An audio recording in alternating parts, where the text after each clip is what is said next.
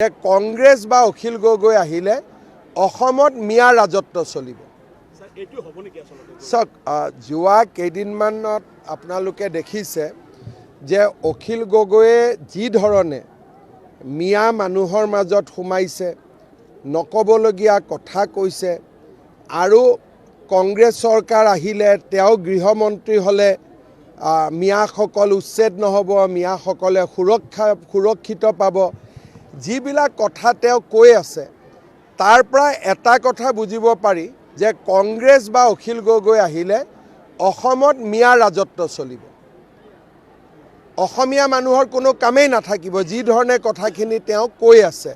গতিকে মই ভাবোঁ যে অসমৰ মানুহে এই কথাবোৰ শুনিও আছে, অসমৰ মানুহে দেখিও আছে, আৰু অসমৰ মানুহে এটা সুস্থিৰ ৰাজনৈতিক সিদ্ধান্ত ল'ব, তাত মোৰ সম্পূৰ্ণ বিশ্বাস আছে।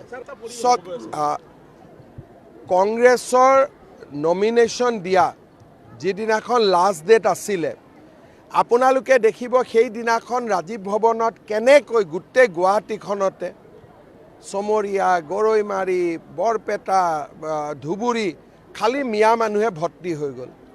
তেওঁলোকে কৈছে যে 700 মানুহে টিকট খুজিছে, লিষ্টখন প্ৰকাশ কৰক।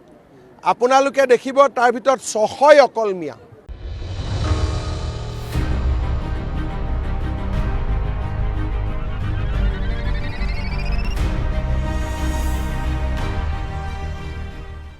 কংগ্ৰেছ বা অখিল গগৈ আহিলে অসমত মিয়া ৰাজত্ব চলিব।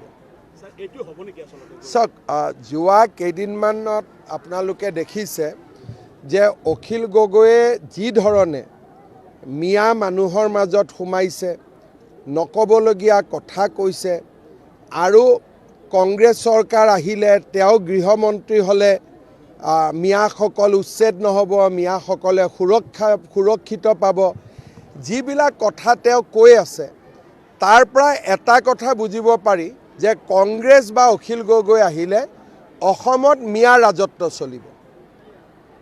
অসমীয়া মানুহৰ কোনো কামেই নাথাকিব, যি ধৰণে কথাখিনি তেওঁ কৈ আছে। গতিকে মই ভাবোঁ যে অসমৰ মানুহে এই কথাবোৰ শুনিও আছে, অসমৰ মানুহে দেখিও আছে, আৰু অসমৰ মানুহে এটা সুস্থিৰ ৰাজনৈতিক সিদ্ধান্ত ল'ব, তাত মোৰ সম্পূৰ্ণ বিশ্বাস আছে। চাওক, কংগ্ৰেছৰ নমিনেশ্যন দিয়া যিদিনাখন লাষ্ট ডেট আছিলে, আপোনালোকে দেখিব সেইদিনাখন ৰাজীৱ ভৱনত কেনেকৈ গোটেই গুৱাহাটীখনতে চমৰীয়া, গৰৈমাৰী, বৰপেটা, ধুবুৰী খালী মিয়া মানুহে ভৰ্তি হৈ গ'ল। তেওঁলোকে কৈছে যে 700 মানুহে টিকট খুজিছে, লিষ্টখন প্ৰকাশ কৰক। আপোনালোকে দেখিব তাৰ ভিতৰত 600 অকল মিয়া।